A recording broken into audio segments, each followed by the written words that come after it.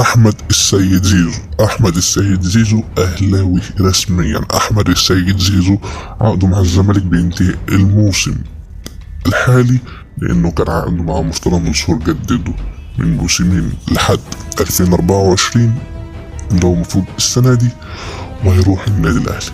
أحمد السيد زيزو ليه لعيبة من النادي الأهلي ساعدته في الكلام ده كله، وهم محمود كهربا، إمام عاشور. أحمد السيد زيزو مواليد 97، يعني تقريبا دلوقتي عنده 27 سنة.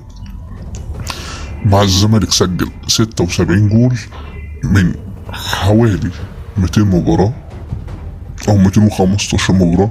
حاليا أحمد السيد زيزو